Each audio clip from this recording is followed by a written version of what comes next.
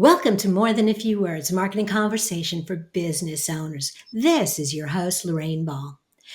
Do you have a vision for your business? Do you have a picture of where your business and your life will be in 3, 5, or 10 years?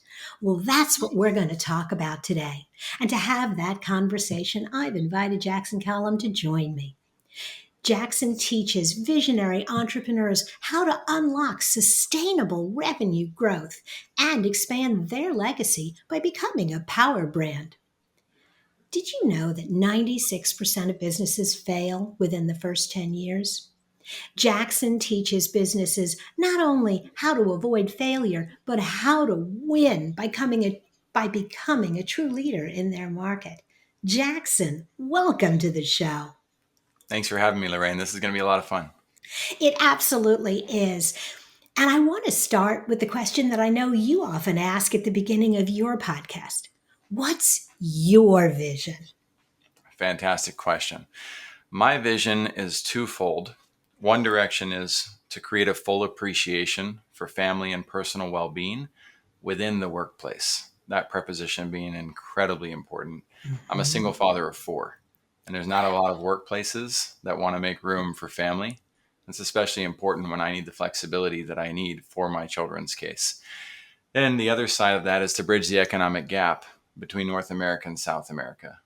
I got a whole team helping me build that out. And man, it just makes life a lot of fun to be able to try to serve so many people.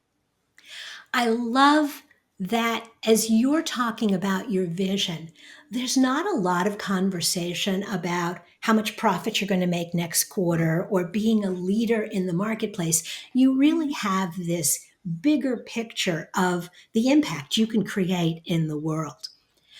Mm-hmm. And I know that a lot of my audience that are early stage companies are sitting there thinking, yeah, but I've got to focus on that. How do you balance that? How do you have that bigger picture, but still survive some of the day to day challenges of running a business? You used a fantastic word. Most people live based on survival mode. Instead Hmm. of surviving, I focus on thriving. It's about Hmm. being your best self. So rather than being problem oriented, that's survival mode is a problem oriented mentality. Thriving mode is a solutions oriented mentality. So if I show up and I'm my best self, I'm going to have my best results, no matter what those results look like. Much like a farmer can plant all of his seeds, grow the best crop in the world, but he cannot control the tornado that could come in and wipe all of that out. The best he can do is make sure he diversifies. The best he can do is make sure that he has a food storage plan and make sure he's prepared for the worst. But if we just focus on doing our best, then we tend to drive better results than when we try to control and strangle the process as we grow. It's like the people who focus on the destination and miss the entire purpose of the journey. I'm focused on Hmm. enjoying the journey. Uh, I love that approach. I love to wander through life looking for the experiences and then trying to figure out how they fit into my life. And I've had the most amazing experiences because of that. But I want to bring it back because in your introduction, I talk about and you talk about becoming a power brand. Mhm. Define what you consider a power brand, and then let's talk a little bit about how you get there. Absolutely. Becoming a power brand for me is all about becoming the market leader. When I say the market leader, I'm not talking about trying to be better than everybody else. Again, you got to be your best self. You have to get the actual work done that allows you to be the expert. And then what often happens is you do become that Batman like figure, but Batman didn't do it alone. Batman had Alfred behind the scenes. And Alfred made sure Batman didn't die on every single one of his missions. He made sure the house was in order and he made sure that the organization was operating at max capacity. That's what we do at First Class Business. The superhero is the business owners we work with, and they all need help with building out their infrastructure and making sure that they can do what they're best at and get a lot of the technical nuances out of the way. So, as you're looking at your business and you want to build this power brand, what are the kind of things, what are the kind of tools that you need, and what are the types of resources that if you don't have, you need to look outside yourself to fill in that tool belt? The best thing you can do is ignore the tools and get the right mechanic. What's really annoying and disturbing to me is the amount of entrepreneurs who try to come into the garage and act like they know what they're doing or second guess the tools that you're using to build their spaceship or their car or whatever vehicle is necessary for them to grow. When Dr. Eric Berg came to us, and I was at Video Power Marketing at the time, he paid $495 for a 90-minute session with us to be able to pay $10,000 per month in YouTube ads. That's a very, very large leader. This was back in 2015 when YouTube ads weren't even that popular. He was crushing it. My job was to tell Dr. Berg, your website's one of the worst websites I've ever seen. I wasn't pre-programmed to say that. It was one of the worst websites I had ever seen. He had 106,000 subscribers on YouTube. He was crushing most other brands out there. But had I not had that radical candor, that sense to care enough for his results, the sense to help him see beyond what he could see, he wouldn't be at 12 million subscribers today. Mm-hmm. That's amazing.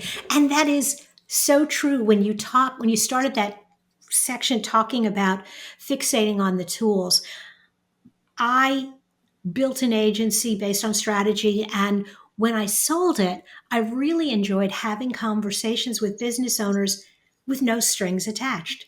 I'm not looking to sell anything other than spend some time with me and let's have that conversation and let me get you pointed in the right direction.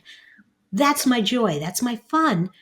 But the benefit of having someone who can just take a look at what you're doing and be, as you said, brutally honest, telling them where their gaps are and then helping them fill it without necessarily worrying about, I mean, we all have to make a living, but without worrying that you're going to offend them and then they won't want to work with you. Because the bottom line is, Yep. you were right. You were absolutely right. He needed to fix his website. And the nice thing about it too is Dr. Berg probably spent a ton of money. He did it in 3 days in an episode in a time period before ChatGPT, right? They crushed it and probably spent more than $20,000 to $30,000 on putting that together, is my guess. In today's day and age, I have built an incredible team that takes care of a lot of those components, and they do it complimentary for our clients and for our Mhm. prospects. Why? Because the mechanics aren't the value of moving the brand forward. We've got to have great leaders, and the time it takes Mhm. to build great leaders and help people step into that and focus on, again, not controlling but leading the way. It's ironic how long it takes people to kind of get out of their own way, but that needs to be the focal point. I absolutely agree, because too often I run into entrepreneurs who have, and thought leaders who have heard someone say, you've got to do X, Y, or Z. And they Mm. fixate on that. And they fixate on, it's got to be this tool. It's a massive And red flag for me. Massive. Anytime somebody uses the word, you've got to do this, or you should do this, or this is what you need to do, those are all controlling words. It's a mhm. vocabulary that we can choose to use or not. The moment somebody says that, I know that I don't want to work with them.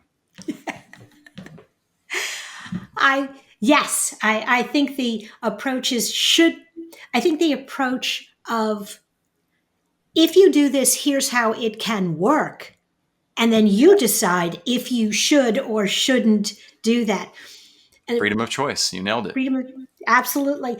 Of course, now you're going to have me second guessing every word that I use, because I do find that if I'm not policing myself, the shoulds creep in. That's a And holdover from my corporate days. all of us have that opportunity, right? So I do it too, because we live in a society that focuses on absolutes and on controlling vocabulary. So even saying I have to police myself, right? I have an Mhm. opportunity to say, you know what? I have the opportunity to let go of policing myself. It's a constant process of intentional behaviors. And if we are intentional with how we treat ourselves and with how we treat others with our word choice, it's amazing what happens to the quality of our relationships. And the words that you use are so important for the impression that you make in the rest of the world, but also how it drives your thinking. I took a 100%. linguistics course in college, and one of the things that I studied was the fact that there was a Native American tribe that had no future tense. Wow. And the power of that language, and the question was, Mm. Was it an attitude about the way you live your life that drove their language, or was it their language that drove how they lived their life? But either way, this was a culture that became very present and very in the moment because Right. That's the there focus. was no future tense. Right. And it's really helpful in overcoming the vice that is expectation. People Mhm. love to have expectations. Shakespeare, hundreds of years ago, said, expectation is the root of all heartache. When I learned that, it broke my heart. And I began to start saying, you know what? I've got to learn. I have the opportunity to learn, to stop setting unfair expectations on life that I can't control and appreciate what's given to me. Aspirations are the virtue, expectation is the vice. Fabulous. All right, Jackson, you and I could hang out and chat forever and ever and ever, but we're going to put a pin in it now.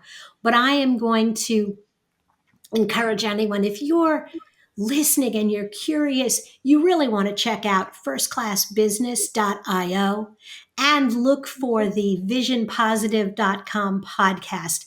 There'll be links to that and all sorts of other social media resources in the show notes. Jackson, thanks for being a part of the show. Fantastic to be here, Lorraine. Take care. You too. If you've enjoyed this conversation and you'd like to find other resources for your business, be sure to look for MTFW wherever you listen to podcasts. Listen to two, they're short. This has been another episode of More Than a Few Words.